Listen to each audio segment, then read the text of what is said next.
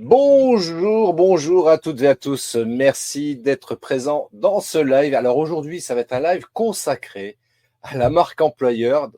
Alors juste rapidement, la marque employeur, sachez que c'est juste un élément clé très important, voilà, pour attirer et fidéliser des talents. Alors aujourd'hui, justement, pour parler de la marque employeur, j'ai invité deux expertes sur le sujet, à savoir Stéphanie Audureau, qui est une révélatrice de com, on pourrait dire ça comme ça, pour les dirigeants avec plus de 25 ans d'expérience.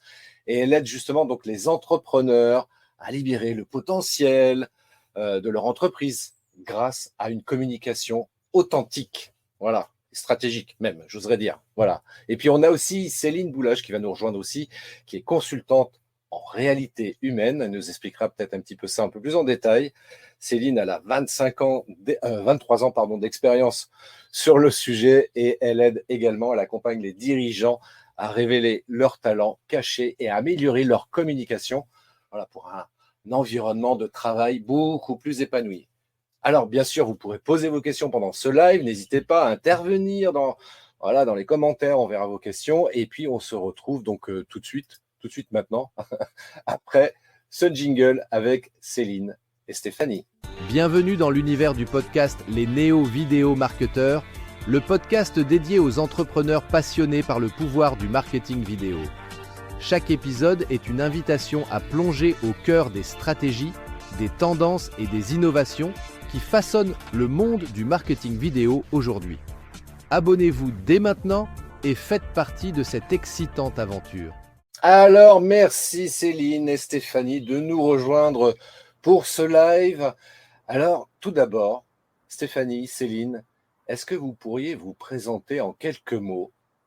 Parce que j'ai fait une petite intro là, mais j'ai peut-être oublié des choses qui peuvent être importantes pour vous. Voilà, présentez-vous, je vous donne le micro. Allez, vas-y Céline. Eh bien, bonjour tout le monde. Merci de participer à ce live avec nous. Donc, je suis Céline Boulage, dirigeante de la société C'est Beau Talent. Et j'accompagne, comme l'a dit Christophe, les salariés, les managers, les chefs d'entreprise à développer leurs talents et à communiquer en harmonie, pour créer l'harmonie dans les équipes. Voilà. Je te passe le flambeau. Allez, Tiens, voilà, hop, je le prends. La flamme olympique, vas-y à toi Stéphanie. Flamme olympique. Bonjour à tous, merci d'être là pour ce super live proposé par Christophe. Donc moi, je m'appelle Stéphanie Audureau, j'ai une agence qui s'appelle GSCom. Moi, j'accompagne les dirigeants dans tous les aspects liés à leur communication, les outils, les supports de communication et la partie stratégie digitale. Et bien évidemment, on va en parler un petit peu plus aujourd'hui, puisque le sujet, c'est la marque employeur. C'est qu'est-ce que c'est cette marque employeur et comment on fait. Voilà, c'est un petit peu la question que j'avais envie qui me brûle les lèvres, tu vois, cette question qui me brûle les lèvres, que j'avais envie de vous poser à toutes les deux. Mais en fait, c'est quoi la marque employeur? Et puis, pour le coup, pourquoi c'est si important pour les entreprises? Alors, je vais pas te donner la définition type, mais pour moi, la marque employeur, c'est l'image du dirigeant à travers son entreprise. C'est l'image qu'elle génère dans le regard de candidats, mais aussi dans le regard de ses employés et dans le regard de ses clients. Alors moi, ce qui m'intéresse, bien évidemment, c'est plus l'aspect client, mais aussi l'aspect candidat, c'est toute cette image et cette visibilité, là, de quelle manière il va se mettre en avant, le dirigeant, de quelle manière l'entreprise va se mettre en avant pour être la plus valorisée possible. Oui, tout à fait. J'ajouterais que c'est la façon dont l'entreprise va communiquer sur ses valeurs, sa culture. Et puis, il y a l'image interne, comme tu l'as dit, donc l'image qu'elle a auprès de ses collaborateurs en tant qu'employeur, et également à l'externe, l'image que l'entreprise a vis-à-vis des potentiels candidats, clients, prospects, fournisseurs. C'est vrai que c'est une question qu'on ne pose pas en tant que telle. On n'aborde pas forcément avec le mot marque employeur, mais de plus en plus, les dirigeants m'interpellent sur comment communiquer pour valoriser mon entreprise et mieux recruter, mais aussi mieux fidéliser mes employés, qu'ils aient ce sentiment d'appartenance à une entreprise et d'être un peu fiers de la communication qu'elle fait. C'est un peu ça l'idée. Alors justement, tiens, par rapport à ça, tu parles de favoriser la fidélisation des employés. Ça serait quoi, selon vous, les éléments clés qui permettent justement de créer cette stratégie de marque employeur pour favoriser justement cette fidélisation des employés. Il y a plusieurs axes pour développer une stratégie marque employeur. Il y a d'abord l'axe de ce qu'on appelle la QVT, la qualité de vie au travail, c'est-à-dire communiquer sur il fait bon travailler chez nous. Voilà, et donc peut-être aussi avec, je ne vais peut-être pas rentrer trop dans le détail, mais avec des témoignages salariés, des témoignages sur les métiers, sur les postes, ce genre de choses. Il y a aussi la façon dont on va communiquer sur comment on fait monter en compétence nos salariés, sur les formations. Tu m'arrêtes parce que là, elle est partie. Je suis partie là. Vas-y. Il y a aussi, on parle beaucoup, alors en dehors de la QVT, il y a aussi comment j'ai été intégrée dans l'entreprise. On peut parler d'inclusion aussi, comment on gère la différence dans l'entreprise. Parler de l'identité de l'entreprise, il y a la RSE, il y a plein d'éléments qu'on peut aborder. Et plus sur les aspects communication, alors là, j'aborde le côté communication plus interne. C'est la manière dont ils vont aussi communiquer entre eux, avec quels outils, et puis l'implication qu'on leur donne, qu'on va pouvoir donner à tel ou tel collaborateur. Pourquoi pas, là il y a une réunion, aujourd'hui c'est toi qui vas faire les photos, quelqu'un qui se sent engagé aussi parce qu'il est à l'aise sur un réseau social et qui a envie de proposer et de faire quelque chose. On parle beaucoup, moi mon réseau favori tu le sais, c'est LinkedIn. C'est aussi permettre aux collaborateurs en tant que profil, en tant que personne, de participer et d'interagir sur les postes de l'entreprise, mais pourquoi pas de créer leur propre poste qui va à la fois valoriser l'entreprise, mais aussi leur propre carrière et leur propre expertise. C'est cette liberté d'interaction qui va à la fois servir le profil de la personne, même si elle est bien dans l'entreprise, dans une carrière, on sait qu'il peut se passer plein de choses, elle peut avoir envie d'évoluer et d'évoluer aussi ailleurs.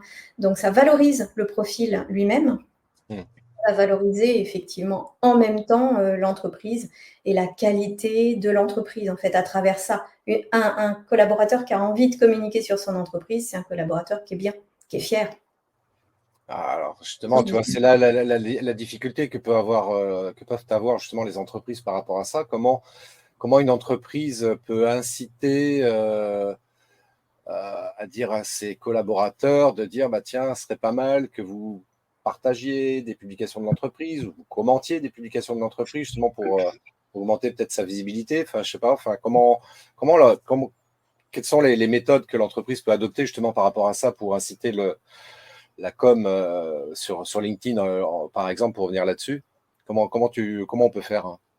Il y a plusieurs manières d'impliquer. Évidemment, on ne peut pas forcer. Alors ça, c'est aussi le rôle de Céline dans la communication avec ses collaborateurs. Mais derrière, il y a plusieurs manières. C'est-à-dire que moi, je peux intervenir auprès des collaborateurs en expliquant à quoi ça sert et en montrant aussi qu'ils vont pouvoir servir à la fois leur profil en même temps que l'entreprise. J'ai souvent cette réaction des collaborateurs qui vont dire « Oh, mais moi, c'est mon profil, j'ai pas envie de partager des trucs sur l'entreprise, c'est à moi, ça m'appartient, c'est pas… Voilà, je suis pas patron de cette entreprise. » Tu vois, il y a un côté un peu appartenance, c'est mon petit profil à moi.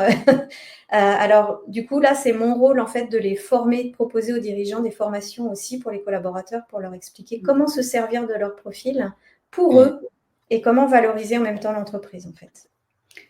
Et si je peux me permettre d'ajouter quelque chose, la marque employeur, le fait d'engager les salariés à communiquer sur l'entreprise, c'est un travail aussi de longue haleine. Ça implique qu'il y ait une culture de l'entreprise à laquelle les salariés adhèrent, qu'il y ait une confiance réciproque. Et cette confiance-là, elle ne se crée pas du jour au lendemain. Ça demande un travail quotidien de la part du chef d'entreprise, mais également des managers. Les managers ont un rôle important dans la marque employeur. Voilà. Tu fais ça très bien avec des ateliers, des coachings aussi, des outils spécifiques qui permettent de mieux se connaître, mieux se comprendre, mieux communiquer aussi. C'est tout plein d'éléments, une somme d'éléments qui font que les collaborateurs se sentent en confiance veulent valoriser leur entreprise, qui permet de valoriser, comme tu disais aussi, eux, leur expérience et leur profil auprès de potentiels futurs employeurs, pourquoi pas. Alors, on a compris, je pense que c'est important pour une entreprise, mais on va quand même revenir dessus après par la suite. Mais la marque employeur, moi, je suis une entreprise avec un certain nombre de salariés. Quelles sont les premières étapes, les premières choses que je peux commencer à mettre en place, justement pour pouvoir développer cette marque employeur, cette stratégie marque employeur? Quelles sont les premières choses que je peux commencer à faire déjà tout de suite maintenant, quoi? Et déjà, communiquer. Communiquer sur son entreprise, tout simplement, et communiquer, faire appel à des experts de la communication sur les réseaux sociaux, cibler son réseau aussi en fonction de ses besoins. Mais la première étape, c'est ça, c'est de commencer à communiquer. Plus l'entreprise va se montrer et bien se montrer, en fait, et ça fait l'objet, tu as raison, tu as souligné le mot stratégie. C'est un mot que j'aime bien. C'est juste simplement prévoir un plan d'action et décider en amont sur quoi on veut communiquer. Alors évidemment, on va communiquer sur ses produits, sur ses services, sur ce qu'on va apporter plutôt, je dirais. Mais on va aussi communiquer sur son image, sur ses valeurs. Et ça va passer par le dirigeant lui-même. Ça va passer aussi par les collaborateurs et leurs fonctions, je dirais, ou leurs expertises. Dans une entreprise où il y a plusieurs personnes, chacun peut avoir sa propre expertise. Ça, c'est une manière de valoriser le collaborateur en tant que tel, en tant que personne. Et ça donne envie aussi de s'impliquer. C'est pour ça qu'en fait, nos métiers sont liés. À première vue, on pourrait dire que les ressources humaines, les réalités humaines et la com, il n'y a pas grand-chose à voir. Et pourtant, du coup, on se retrouve vraiment sur ce sujet-là. Moi, je ne peux pas interagir si le dirigeant a du mal, en fait, à manager et à impliquer ses collaborateurs. Là, c'est le rôle de Céline qui va pouvoir les accompagner à mieux se comprendre, à mieux échanger et communiquer entre eux et trouver des outils, en fait, pour travailler efficacement et pour reconnaître chaque personne. Et moi, derrière, Céline, elle a besoin de moi aussi pour l'image qu'on va vouloir mettre en avant sur les réseaux sociaux, sur les supports de communication pour valoriser l'entreprise. Alors justement, tiens, on parlait de communication par rapport à ça. En termes de communication, donc pour communiquer sur l'entreprise, tu parlais des produits, des services, bien sûr, mais aussi l'image, les valeurs de l'entreprise. Tu y as répondu un petit peu tout à l'heure, mais j'aimerais bien qu'on revienne aussi un peu là-dessus, parce que tu disais que c'est important aussi que, voilà, leur expliquer, ils ont leur profil, ils peuvent communiquer sur l'entreprise au travers de leur profil. Et la plateforme idéale pour ça, tu l'as évoqué, LinkedIn. Pourquoi c'est important pour les collaborateurs, pour le coup, d'être présents sur LinkedIn, et comment inciter du coup les entreprises à faire en sorte que les collaborateurs communiquent? Je parle de cette question-là parce que c'est important de voir aussi de quelle manière quels sont les outils qu'on pourrait utiliser pour l'entreprise. Je ne sais pas, est-ce que de faire témoigner un collaborateur, par exemple, est-ce que ce sont des choses qui peuvent être utilisées justement pour la marque employeur? Oui, bien sûr. Faire témoigner les collaborateurs, mais aussi parler des métiers. Ouais. Parler des métiers qui sont présents dans l'entreprise, ne serait-ce que pour les faire connaître auprès peut-être des jeunes qui pourraient, je pense surtout aux métiers sous tension où on a des difficultés de recrutement, attirer les jeunes dans la filière, c'est important. Excuse-moi, j'ai bugué. Et oui, par rapport à la communication, moi, c'est ce que je dis toujours. Pour vraiment parler de LinkedIn en tant que tel, c'est un outil en fait qui est censé nous servir et nous rendre service tout au long de notre carrière professionnelle. Tout à fait. Plus on l'a de bonne heure et plus on le met à jour, plus on l'alimente régulièrement avec de manière complètement naturelle, avec tout ce qu'on fait, tout ce qu'on apprend, tout ce qu'on maîtrise, toutes les expériences qu'on peut avoir, même sans parler de publier forcément, parce que en fait, on pense toujours réseau social, il faut que je publie. Alors qu'il y a plein d'autres actions en fait pour optimiser un profil et pour le rendre attrayant, attractif, avec les bons mots-clés qui vont attirer à la fois des recruteurs, des dirigeants, mais aussi des potentiels clients. dans tous les cas, à toutes les étapes de sa vie, même pour un étudiant, je dirais même surtout pour un étudiant, c'est indispensable. Je vois le nombre d'étudiants qui cherchent aujourd'hui des stages, de l'alternance, voire un premier emploi. Eh bien, ceux qui sont présents et actifs, je dirais, sur LinkedIn, qui vont même regarder un petit peu ce qui se fait, suivre des personnes, commenter un peu certains sujets, en fait, ça devient quelque chose d'intéressant et ça devient un canal de communication et de valorisation de son image, avant de valoriser son entreprise peut-être un jour. Donc, c'est tout un cheminement. Donc, utiliser LinkedIn, voilà, c'est tout ce que j'ai à dire. C'est travailler son personal branding. Alors, personal branding, ouais, c'est vrai que c'est un aspect qui est également important. Et là, c'est vrai que Stéphanie peut beaucoup aider par rapport à ça aussi. Et c'est vrai que, petite parenthèse, c'est vrai qu'on parle de la marque employeur, mais par rapport aux collaborateurs, aux salariés, et encore plus par rapport aux étudiants qui hésitent ou qui ne veulent pas, même tout simplement, qui ne sont pas intéressés pour communiquer là-dessus, c'est un peu dommage. Et moi, ce que je vois, effectivement, parfois, il y a des CV, tiens, Nathalie, je vous partage le CV de Nathalie qui cherche un emploi ou une alternance ou je sais pas quoi. Et je me dis, à chaque fois dans ma tête, je dis, mais pourquoi Nathalie, elle ne communique pas directement elle-même, quoi? Enfin, je comprends pas, quoi. Et oui, c'est ça. Alors, puisqu'on parle des plus jeunes, aujourd'hui, les plus jeunes, ils ont des plateformes qui les attirent plus, hein, Instagram, TikTok et d'autres. OK, mais en fait, cette plateforme-là qui ne les attire pas, LinkedIn, peut leur apporter bien plus, en tout cas en termes de développement de leur carrière, de construction de leur carrière, je dirais, même avant de le développer. Donc, c'est fondamental. Et on commence aujourd'hui à voir des formations intégrées dans les écoles, Ouais. où ils abordent un peu le sujet de LinkedIn. Je trouve ça trop survolé à mon goût, c'est dommage. Alors oui, il y a les programmes, hein, j'entends bien que c'est souvent difficile de faire entrer un petit peu tout. Je crois que dans les écoles de commerce aujourd'hui, LinkedIn fait vraiment partie de leur développement et de leurs apprentissages, heureusement. Mais je pense que ça devrait être dans toutes les écoles. Ouais, t'as raison. Alors, c'est vrai que par rapport à ça, puis même pour un étudiant qui cherche une alternance ou même un emploi, LinkedIn, c'est une vraie source d'information parce que du coup, il peut cibler beaucoup plus rapidement les entreprises auprès desquelles il pourrait postuler.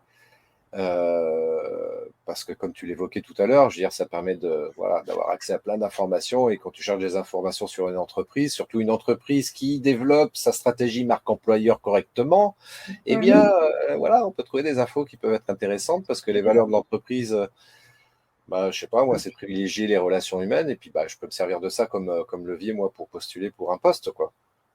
Absolument. On a tout dit.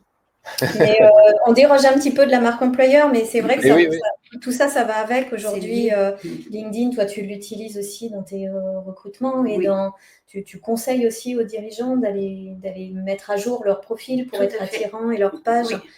C'est un tout, en fait. C'est une source d'information. Alors justement, tiens, pour revenir sur la marque employeur, justement par rapport à ça, est-ce qu'il n'y a pas des effets positifs indirects pour l'entreprise de mettre en place une stratégie marque employeur? Je pense notamment, moi je suis une entreprise, voilà, j'ai des clients, j'ai des partenaires. En quoi ça peut avoir un impact justement par rapport à mes clients et mes partenaires de développer une marque employeur?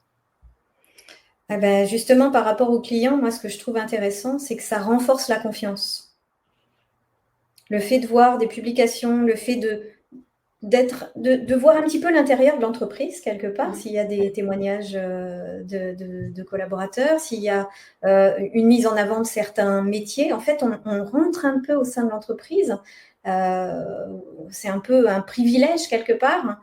Et je pense sincèrement, en tout cas dans les stratégies que j'aborde de manière très simple avec des dirigeants qui veulent tout simplement communiquer pour leur visibilité, leur expertise et mettre en avant ce qu'ils offrent, c'est aussi une fierté pour eux de pouvoir entendre leurs clients ou leurs contacts et leurs partenaires dire « Ah, je t'ai vu sur LinkedIn, j'ai vu ta petite vidéo, ton collaborateur. » Bon, c'est du vécu, ça. Hein, donc, c'est ce que me racontent aussi des dirigeants. Et ça, c'est super valorisant, en fait, de dire « Ah, ok, mon LinkedIn. » Alors oui, peut-être que ça n'apporte pas forcément directement de clients. Dans certains métiers, c'est plus difficile. mais une visibilité et une véritable expertise, en fait, à travers ce regard. Puis ça vient renforcer la confiance aussi, parce que on lève le voile et on est dans la transparence de ce qu'on fait. Donc forcément, ça renforce aussi la confiance et du coup aussi la confiance des potentiels futurs candidats qui voient comment ça se passe au sein de l'entreprise. Au-delà des clients. Justement, tiens, pour renforcer la confiance, est-ce que là, je vais faire un lien avec mon activité, justement. Est-ce que pour créer la confiance, dans le cadre du développement d'une stratégie marque employeur, est-ce que la vidéo peut être un outil principal? Enfin, je sais pas, est-ce que c'est un très bon outil pour participer justement au développement de cette marque employeur? Et pour moi, c'est fondamental. En fait, la vidéo, plus que jamais, même sur LinkedIn, parce que c'est vrai qu'on n'ose pas, c'est compliqué. Quand je dis à un dirigeant, ce serait bien que tu te présentes en fait en vidéo, qu'on présente ton entreprise, et pourquoi pas qu'on fasse parler tes collaborateurs, même avec des petits jeux, des choses un peu rigolotes qui montrent qu'on est juste des êtres humains aussi, et que oui, on a des services à proposer, mais il y a un humain derrière, il y a des valeurs, il y a de la vie, voilà, tout à fait, c'est complètement authentique, même si ce mot peut être un peu utilisé à toutes les sauces. C'est juste le fait d'être soi et de se montrer, de se mettre en avant. Donc la vidéo, oui, de plus en plus, et je vais dans ton sens là-dessus. On a des réseaux sociaux qui sont spéciaux et qui aiment la vidéo, Instagram, TikTok, LinkedIn aussi, allez-y. Même si la portée, on dit tous que la portée, elle est moins bonne, je vous promets qu'elle est quand même ultra valorisante. Parce que à travers une photo, on va capter quelque chose. À travers un texte, on va donner de l'information. À travers une vidéo, on a vraiment, c'est quand même, c'est concret en fait. On a la personne, on l'écoute parler, on sait comment elle parle, ses mimiques, sa façon d'être. Ça va plaire ou pas, mais en tout cas, on est impliqué. Je ne sais pas ce que tu en penses, puisque c'est ton métier. Non, je ne suis pas d'accord. Oui, va me dire. Je t'ai laissé parler, Stéphanie, parce que j'ai beaucoup aimé là ce que tu viens de dire. Parce que quand je dis ça, moi, on me dit ouais, non, mais t'exagères. Mais évidemment, toi, tu fais de la vidéo, c'est logique. Mais voilà, Stéphanie, elle dit ce que je dis aussi par ailleurs, et c'est vrai que la vidéo, c'est super important. Alors après, c'est vrai, tiens, d'ailleurs, par rapport à vous, sur ce point-là, entre autres, mais que ce soit la vidéo ou autre chose d'ailleurs. Tiens, et on va élargir quand même le truc, malgré tout, mais tu disais, voilà, il s'agit d'être soi, voilà, parce qu'effectivement, on est des êtres humains, donc on ne va pas non plus se cacher derrière un masque, je ne sais pas quoi. Enfin, voilà, on est des êtres humains, et puis ça peut être intéressant justement pour exprimer de cette manière-là, que ce soit en vidéo ou en photo, peu importe, ces valeurs, ce qu'on aime, nos passions, pourquoi pas, en tant que chef d'entreprise. Parce que c'est vrai qu'en tant qu'entrepreneur, chef d'entreprise notamment, enfin, on peut être, voilà, on peut aimer le football et puis dire, tiens, moi, je suis sponsor de telle équipe de football, par exemple, parce que j'adore le football et voilà, ça fait partie de mes passions. Et puis, voilà, on a des élections qui arrivent prochainement. Je peux dire, tiens, moi, j'ai tel parti politique ou tel mouvement politique qui, moi, me plaît. Voilà, ça peut porter un côté un peu clivant. Alors, justement, est-ce qu'il faut être clivant par moment dans sa communication? Voilà une vraie question aussi. Dans l'idée où on se dit, oui, mais moi, je veux être moi, je veux exprimer mes valeurs.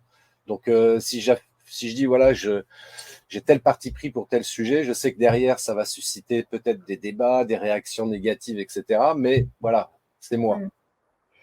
Alors oui, ça c'est un parti pris engagé. On dit toujours sur les réseaux, enfin dans une communication, sans vouloir être trop lisse, parce que c'est pas intéressant non plus, de pas rentrer dans des sujets trop clivants comme alors il y a la politique, il y a les addictions et puis le sexe souvent fait partie des 3 choses dont on ne parle pas trop. Bon, c'est assez français en fait ça. Je pense donc faut être dans le respect aussi des choses qui se font pour un pays, pour un autre. Mais je pense qu'on peut se libérer aussi et aborder certains sujets de manière intelligente pour générer plutôt un débat sans forcément être clivant. Oui, il faut rester dans le respect des sensibilités c'est ça. des uns et des autres. Alors, tout en restant je pense à une publication que j'ai vue dernièrement, mais que je trouvais intéressante du point de vue marketing particulièrement, de quelqu'un qui exprimait clairement ses opinions politiques. Pourtant, c'est pas un politicien, voilà, c'est quelqu'un qui fait du marketing. Je dis, tiens, c'est intéressant. Je suis pas d'accord forcément, éventuellement, avec ce qu'il dit, mais je trouve ça intéressant parce que je me dis, voilà, c'est quelqu'un qui affiche clairement. Je pense aussi à quelqu'un d'autre on parlait de religion, enfin, qui parlait de religion notamment, qui exprimait ses opinions religieuses. Et je dis, why not? Parce que c'est vrai que ça va attirer forcément des gens qui vont être sensibles à ce type de discours-là, même si c'est peut-être un peu clivant, mais c'est toujours compliqué parce que c'est vrai que des fois, enfin, c'est vrai qu'on n'ose pas, on parle beaucoup d'authenticité, d'être soi-même, etc. dans sa com, mais en même temps, on se dit, ouais, mais quelle est la limite dans ce que je vais exprimer, tu vois, où je mets le curseur? C'est toujours ça la vraie question que les gens se posent, quoi. Je pense que c'est stratégique aussi. Il faut se mettre la limite là où on a envie de l'avoir et puis tout en se respectant. Oui, mais de toute façon, la loi nous fixe des limites. Oui, aussi. On n'a pas le droit de discriminer déjà, donc ça fixe déjà des limites. Oui, bien sûr, bien sûr. Dans la marque employeur, effectivement, il faut éviter des éléments discriminants parce que. Voilà. À moins d'être vraiment dans le clivage, dans l'affirmation, dans la provocation, voilà, pourquoi dans pas. La provocation. Faut l'assumer après, ça peut être un élément stratégique. Mais il faut l'assumer. C'est vrai que sur les réseaux sociaux, ça peut être violent. Oui. Après, il y a aussi cette autre question, tu sais, à l'inverse de ce qu'on vient de dire. Voilà, ok, je vais exprimer des choses non discriminantes, ok, pas de problème. Donc, je vais mettre en avant ma politique de RSE. Et du coup, on peut aussi se retrouver face à des réactions de gens qui vont dire, ouais, mais là, tu es en train de faire du greenwashing, là, parce que toi, on sait très bien que l'environnement, tu n'en as rien à faire en vrai, mais tu profites de cette tendance actuelle pour pouvoir dire, voilà, j'ai une politique RSE, machin, je fais attention à l'environnement, blablabli, blablabla.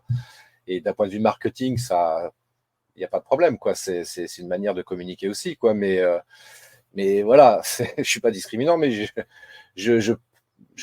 comment dirais-je, j'affirme des choses, des prises de position qui vont dans le sens du vent. Mais en même temps, ça peut susciter aussi des réactions de gens qui vont dire, mais non, mais toi, en fait, t'es un pollueur et l'environnement, t'en as rien à faire, mais tout ça, c'est du greenwashing, donc. Ouais, là où il faut être vigilant, c'est que quand on affirme quelque chose, si on l'affirme, c'est qu'on le fait. Parce que sinon, les choses se savent aussi très vite. Et si on passe pour un menteur ou pour un usurpateur quelque part, là, par contre, c'est l'inverse qui se produit et c'est très négatif. Et dans l'élaboration de la stratégie, effectivement, la réputation a mis du temps à se construire. Par contre, elle se détruit très, très rapidement. Donc, ça fait partie d'un élément de stratégie à prendre en compte. Donc, est-ce que je vais communiquer sur des sujets clivants ou pas? C'est vrai que c'est très, très juste. Et c'est vrai que ce que tu viens de dire, Stéphanie, notamment, c'est vrai qu'il s'agit d'être hyper congruent dans sa manière de communiquer. Et voilà, ce que je dis, je le fais moi-même déjà aujourd'hui. Et je suis tout à fait aligné là-dessus. Et pour le coup, c'est un élément qui peut être hyper intéressant pour booster justement sa marque employeur, pour dire, voilà, moi, ça, c'est une valeur forte pour moi. L'environnement, par exemple, ou l'écologie, ou ce qu'on veut par rapport à tout ça, tu vois, mais je le démontre, quoi. Et puis, c'est pas nouveau, éventuellement, parce que ça fait depuis longtemps que je fais des actions. Et puis, même, pourquoi pas, je suis déjà aussi, je soutiens des associations aussi, pourquoi pas, qui vont dans ce sens-là, et je le mets en avant, quoi. C'est ça. Et là, ça a du sens, effectivement. Parce que, en fait, c'est un maillage, la communication. Et si on donne le même sens partout, en fait, c'est compréhensible, c'est logique. Et puis, c'est authentique surtout. Que si effectivement, on va raconter des choses et qu'on sent que c'est pas franc, en fait, je trouve que ça se voit très, très rapidement, ça, même à travers des publications, quand ça fait faux. Ça se voit tout de suite et ça dessert vraiment plus que ça sert. Donc, il vaut mieux rester dans sa zone où on maîtrise les choses, où on sait que ça, on peut l'affirmer et on le fait. Et puis, y aller progressivement sur une stratégie en disant, OK, je sais qu'il faut que je m'améliore sur ça. Par exemple, la RSE ou la QVT, j'ai de l'amélioration à faire. Et peut-être communiquer de manière libre et transparente sur ces améliorations. Voilà, je ne suis pas parfait, mais du coup, j'ai démarré mon entreprise, j'ai démarré tout seul, admettons, et puis petit à petit, j'ai embauché. Aujourd'hui, je me rends compte que j'évolue. Le dirigeant, il a le droit aussi je trouve, dans sa communication, d'avoir cette transparence de dire l'entreprise évolue, l'entreprise grandit. Je me fais accompagner aussi pour l'aider à grandir et je m'améliore. Mais il y a une volonté derrière. Il faut aussi parler de ces points de difficulté. Ça, c'est... Est-ce que pour revenir là-dessus, parce que ça me revient en tête là, ce point-là qui est quand même important, tu vois, pour la marque employeur, pour revenir au basique, est-ce que ça s'adresse qu'à des entreprises, à des grosses PME ou à des entreprises plus modestes, de taille plus modeste du moins, et même pourquoi pas, là j'en sais rien, là je m'adresse à vous les experts sur le sujet. Est-ce que ce qu'on appelle le solopreneur, hein, c'est-à-dire l'indépendant qui est tout seul à la barre de son entreprise, est-ce que la marque employeur, justement, ça peut être quelque chose qui peut être utile? Parce que c'est vrai qu'on pense à marque employeur pour recruter des talents, mais voilà, moi je suis solopreneur, mais de fait, je peux être amené à bosser avec des gens ou recruter, par exemple, des gens qui vont travailler pour moi. Je sais pas, moi, ça peut être un graphiste, un closer ou je sais pas quoi, enfin voilà quoi. Et donc, du coup, bien que je sois solopreneur, comme on l'appelle aussi, est-ce que c'est utile du coup de développer cette marque employeur? Alors, sur un solopreneur, c'est une bonne question. Par contre, pour les petites entreprises, c'est tout à fait pertinent de développer sa marque employeur. C'est même d'autant plus pertinent que les petites structures, en fait, sont souvent moins connues qu'une grosse PME et moins visibles. Donc, elles ont ce besoin de se rendre visibles, justement. Oui. Alors, j'ajouterais juste un truc, si tu me permets, sur le solopreneur. Tout dépend de son projet, de son projet d'avenir, en fait. S'il s'installe solopreneur et qu'il sait que dans quelques années ou quelques mois, il veut se faire épauler et avoir des collaborateurs, oui, autant qu'il mette tout de suite en place une stratégie qui va être par étapes, en fait. Mais oui, c'est intéressant. Celui qui va rester seul... En fait, dans marque employeur, il y a le mot employeur, donc quelque part, il y a cet aspect-là. Pourquoi pas mettre en avant le fait qu'il y a ce côté employabilité quand on travaille avec des partenaires. Comme tu le disais, par exemple, tu peux faire appel à un freelance graphiste et puis t'épauler d'activités qui sont connexes à la tienne. Moi, je travaille beaucoup aussi en partenariat comme ça. Pourquoi pas ? Ça peut se faire. Oui. Après, c'est moins mis en avant, évidemment. J'ai plus le sentiment que on basculerait sur une expérience client que sur une marque employeur en solo. Oui. Mais effectivement, ça dépend du projet. Et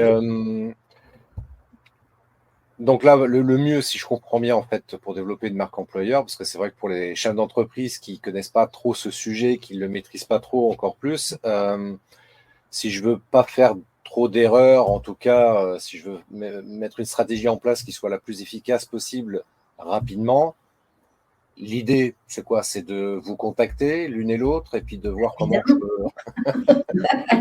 L'idée, c'est de faire appel à des professionnels, en fait. Alors, il y a des choses qui peuvent être intuitives, instinctives et faciles à mettre en place seul. Maintenant, si on veut vraiment engager une stratégie autour de la marque employeur forte, qu'on sait qu'on va avoir besoin de recruter de nouveaux talents régulièrement, qu'on veut surtout fidéliser un maximum ses collaborateurs et qu'on veut travailler sa communication autour de ça. Il vaut mieux le faire en amont et bien le travailler avec des gens dont c'est le métier. C'est comme tout, hein, on ne s'improvise pas forcément vidéaste, on ne s'improvise pas chirurgien, par exemple. C'est un bon exemple. Voilà. Ouais, là, il ne faut surtout pas s'improviser chirurgien, on peut faire des bêtises. Ah non, c'est dangereux. Et donc je suis chef d'entreprise d'une petite PME, en termes de taille en tous les cas. Ok, intuitivement, je fais 2-3 bricoles, etc. Mais je me dis, voilà, j'ai envie de faire quelque chose de sérieusement, donc je fais appel à vous. Comment ça se passe quand quelqu'un vient vous voir justement pour... faire appel à vos services, à vos compétences, à vos prestations? Comment ça se passe en fait concrètement? Oui, okay. Merci. Je pense qu'on fonctionne de la même façon, c'est-à-dire que déjà il y a un échange, il y a besoin d'échanger sur le besoin du client, et puis après il y a une étape d'audit de ce qui est déjà en place, des pratiques, et puis de la culture de l'entreprise, de ses métiers. Voilà, on fait le tour complet de la question. Et puis ensuite, après, c'est l'élaboration d'un plan d'action et de façon à répondre justement aux besoins de l'entreprise concernée. Donc, c'est du sur-mesure. Stéphanie et moi, on fait de la haute couture. Oui, c'est ça. On fait de la haute couture, du sur-mesure. Ça, c'est vraiment ce qui nous caractérise, ce qui me caractérise aussi. C'est le fait de vraiment s'adapter aux besoins. En fait, moi, quand on me contacte, il y a toujours un entretien visio ou présentiel. Le téléphone, je trouve que ça ne suffit pas. Il y a un côté impersonnel. J'aime bien aller dans l'entreprise. Quand c'est en local, c'est facile. Sinon, on essaie de le faire en visio. J'ai besoin de comprendre les valeurs du dirigeant, j'ai besoin de savoir ce qu'il souhaite mettre en place, et puis ce côté audit qui est indispensable, que je fais un peu avant, et puis ça me permet d'avoir quelques questions. Et puis derrière, de faire vraiment une sorte d'interview un peu le plus complet possible pour répondre au mieux à sa demande, en fait, et puis pour que ce soit, pour que ce soit pertinent et que ça réponde à des objectifs aussi, en termes de développement. Ouais. Donc, du coup, c'est des questions tout azimut, c'est-à-dire que ce n'est pas uniquement centré sur l'activité ou les services produits proposés par l'entreprise. Ça peut concerner, comme je l'évoquais, par exemple, les passions du chef d'entreprise, qu'est-ce qu'il aime manger, les voyages qu'il fait. Oui, après, on peut rentrer un petit peu dans la vie personnelle du chef d'entreprise. Alors, ça dépend de la taille aussi de l'entreprise, des fois.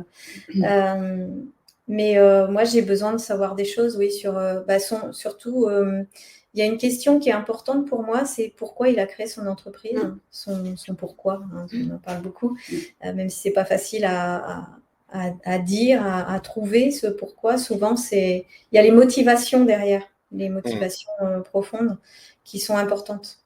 Ça, il faut en tenir compte si on veut vraiment avoir une communication qui est alignée avec les valeurs et alignée avec le dirigeant et ce qu'il veut mettre en place. L'intention profonde qu'il peut avoir. L'élan qui fait qu'il a créé sa boîte. Et parfois, on va même jusqu'à l'accompagner à trouver le pourquoi. Oui, ça, c'est ton job. Ça, c'est mon job, oui. Parce que parfois, les gens se lancent, mais ils n'ont pas forcément de pourquoi. Ou leur pourquoi, c'est juste être indépendant. Voilà. Mais pourquoi? Et ouais, ça, c'est des vraies bonnes questions. Ça, je suis totalement d'accord avec ça, parce que c'est vrai que ce que tu viens de dire, Céline, c'est vrai que les gens, il y en a certains qui disent ouais, je fais ça parce que je veux être indépendant, je veux plus avoir de patron, je veux gagner de l'argent, juste par moi-même, quoi. Mais c'est là où ça devient difficile, parce que c'est vrai que pour une entreprise, pour pérenniser en tous les cas une entreprise, pour moi, je pense qu'il faut que le chef d'entreprise donne du sens à ce qu'il fait. C'est pas juste je veux être indépendant, parce que ça, pour moi, ça n'a pas vraiment de sens, quoi. Par contre, dire, je sais pas, moi, je veux contribuer à telle chose ou contribuer à mettre en avant tel type de valeurs qui pour moi sont importantes, etc. Là, ça donne du sens et c'est ça, c'est là où ça devient intéressant, parce que là, on commence à toucher au vrai pourquoi du chef d'entreprise, parce qu'immanquablement, il y a un vrai pourquoi derrière, même si le gars, il dit je veux être indépendant, ouais, mais il n'y a pas que ça, quoi, en vrai, il y a autre chose. Oui, il y a forcément autre chose, mais c'est pas toujours évident à faire ressortir. Mais Céline, elle a des super techniques. C'est son métier. Elle fait ça bien. Et puis moi, derrière, de manière un peu plus factuelle aussi, c'est savoir où est-ce qu'il veut aller, en fait. Quels objectifs de développement il a. On ne va pas travailler, avoir la même stratégie si dit oui, effectivement, je rencontre une problématique de visibilité où j'arrive pas à recruter de nouvelles personnes, ou alors j'ai beaucoup de turnover aussi dans mon entreprise. Voilà, on n'est pas beaucoup, mais du coup ça tourne beaucoup et j'arrive pas à comprendre pourquoi. Donc là, on peut travailler sur Céline sur ces sujets-là, vraiment en termes de fidélisation des collaborateurs, et puis moi sur la valorisation de l'image de l'entreprise. Mais il peut ne pas avoir une ambition énorme et dire moi j'ai juste besoin de visibilité, d'avoir cette image un peu plus forte, un peu plus positive ou dynamique ou quelque chose comme ça. Et puis d'autres au contraire qui vont avoir cette volonté de passer de 2 à 30 en 2 ans, et du coup il va falloir faire autre chose. C'est d'autres choses. C'est une autre communication.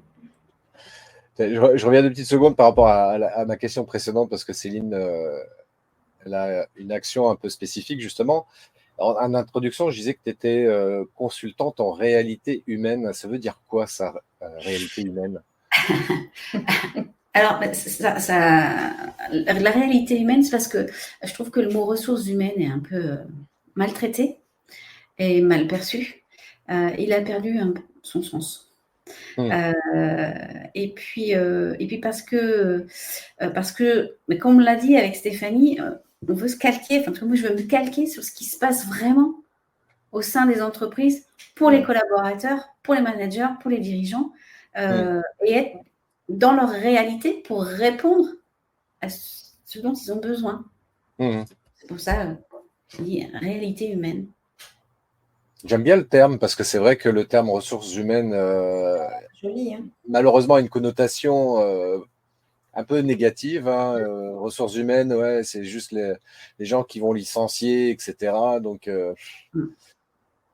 ça, c'est dans le pire des cas. Dans un cas moins grave, c'est ouais, quand on les sollicite, ils en ont rien à foutre, quoi. On n'est que des pions.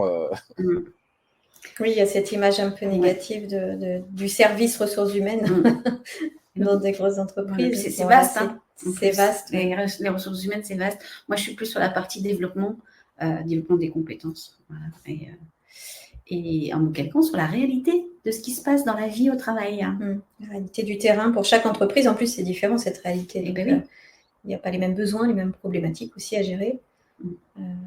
C'est ça qui est... Et donc, pardon. Et Stéphanie intervient donc plutôt sur l'aspect visibilité, communication, notamment sur LinkedIn, parce que Stéphanie est une experte de la communication sur LinkedIn. Je t'invite aussi à la suivre pour voir ce point-là en particulier. Et puis Céline aussi pour la partie réalité humaine, que je trouve hyper intéressante.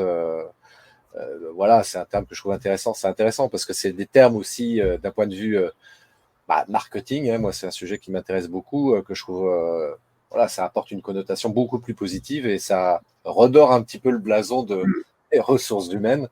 Ça fait réfléchir aussi. Oui, ça fait réfléchir aussi. Ouais. Ce mot réalité amène autre chose, en fait, une dimension différente, une dimension humaine. Ouais, c'est un peu l'idée aussi que j'avais compris, effectivement, quoi. Et donc vous faites un binôme impeccable toutes les deux, donc on vous contacte. Ok, Stéphanie, j'ai besoin de booster ma com sur LinkedIn, comment je fais?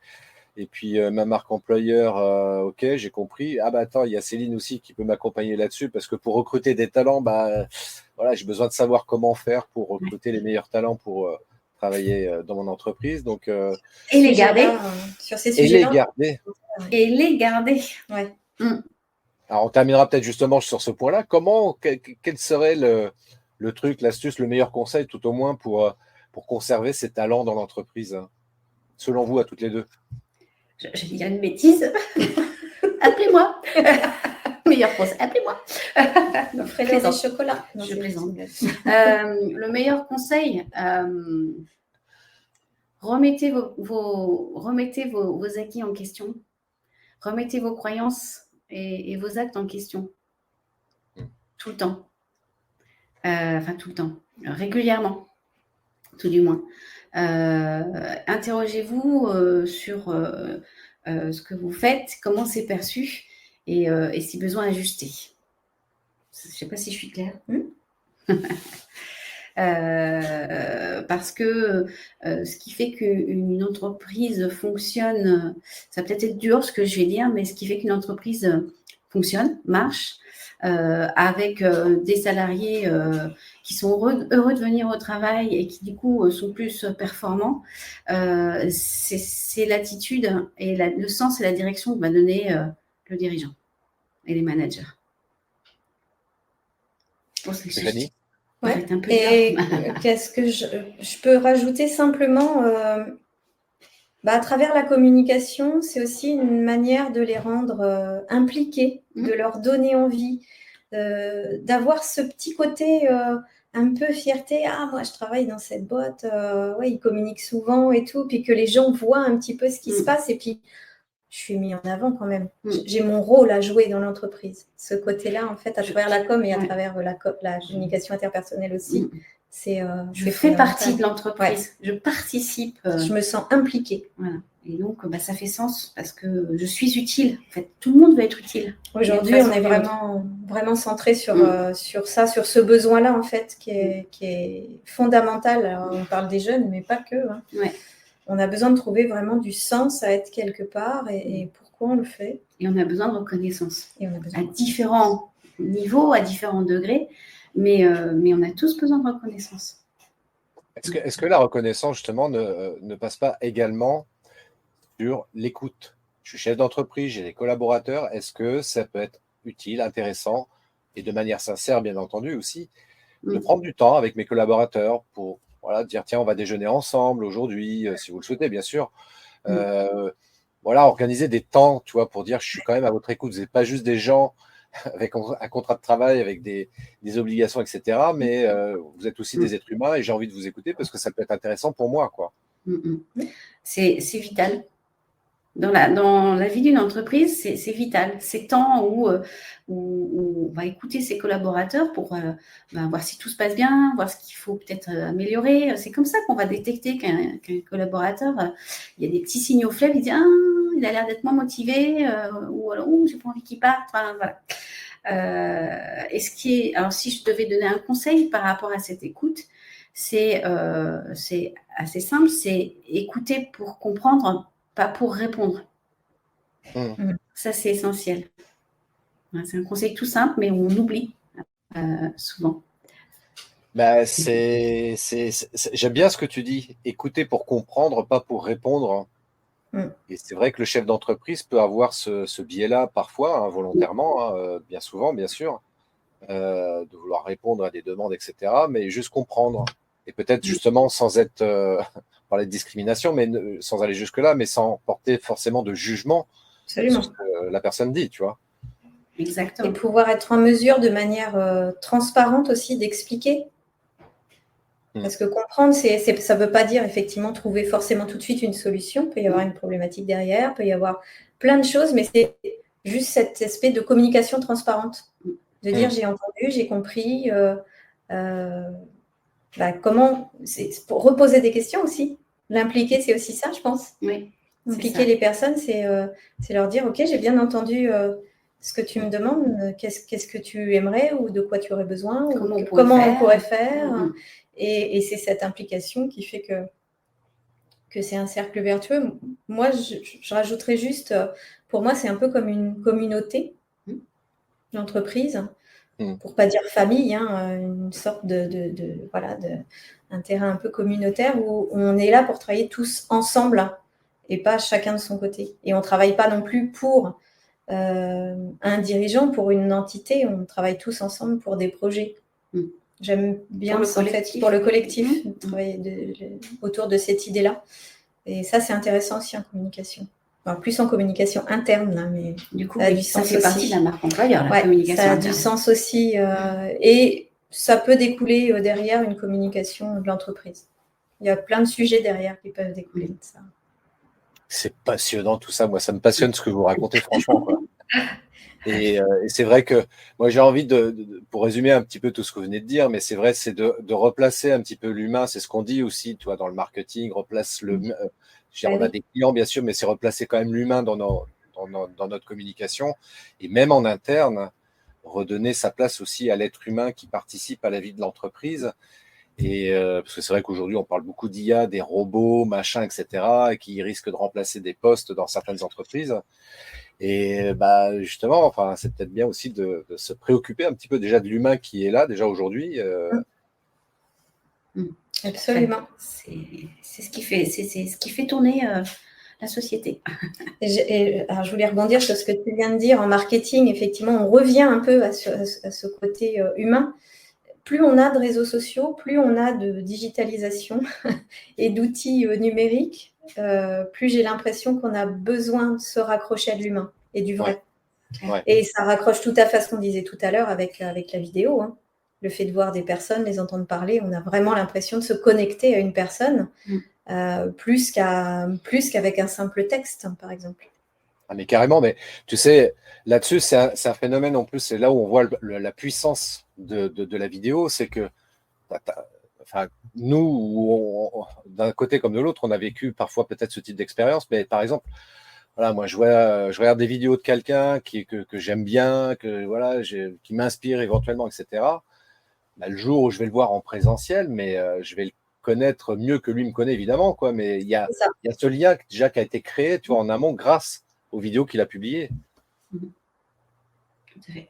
Et du coup, d'où l'intérêt d'avoir une marque employeur et d'être connu et de parler. Exactement. Pour aspirer confiance. La boucle. Oui, absolument.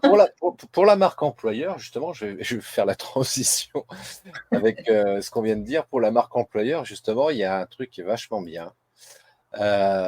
Si vous voulez en discuter en présentiel avec Céline et Stéphanie, 2 experts et 2 femmes extraordinaires, parce que humainement parlant, qui ont des vraies valeurs, eh bien, rendez-vous le 25 juin à Orléans, dans le cadre du Social Selling Forum, événement organisé et animé par Loïc Simon, et à Orléans organisé aussi par Jean-Pierre Fouqueux et Maxime Goulet. Donc, retrouvez-nous le 25 juin 2024, toute la journée. Pour vous inscrire, il y a le lien dans la description de ce live. Alors, est-ce qu'on peut en parler 2-3 minutes? Vous êtes d'accord, hein, les bien amis? sûr. En plus, il y a Jean-Pierre qui vient de nous rejoindre. Alors, Jean-Pierre, il est où? Je ne le vois pas. Moi, il n'est pas dans le studio, donc je ne peux pas le faire. J'ai un petit hello Oui, dans les commentaires. Allez, on va regarder rapidement là justement le Social Selling Forum. Ouais, un super programme en tout cas.